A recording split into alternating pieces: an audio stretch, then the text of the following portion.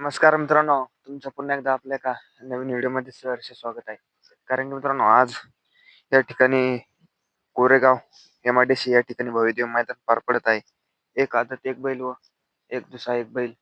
कारण की मित्रांनो, मैदान चांगल्यारीत्या पार पडलं. त्या मैदानी आता आपल्याला मोहिल शेठ सुजगाव यांची नवीन खरेदी वादळ आणि महाराज दोन्ही मित्रांनो गटपात झाले. आता सेमीचा थरार बघायला मिळणार आहे आणि आपल्याला त्या सेमीच्या थरारमध्ये कोण बाजी मारतं फायनलसाठी प्राप्त मित्रांनो हिंदकेसरी अर्जुन आणि विरुद्ध घाणंदकरांचा बाब्या आणि मोहिल शेठ सुजगाव यांचा वादळ वादळ आणि अर्जुन दोन गाड्यांमध्ये काटेकी लढत झाली. मित्रांनो मोहिल शेठ सुजगाव यांचा वादळ क्वार्टर फायनलसाठी प्राप्त झाला आणि अर्जुन फायनलसाठी प्राप्त झाला. राहिला प्रश्न मोहिल शेठ सुजगाव यांचा महाराज महाराज आणि सेमी क्रमांक सुद्धा तुम्हाला सांगितलं होतं मित्रांनो.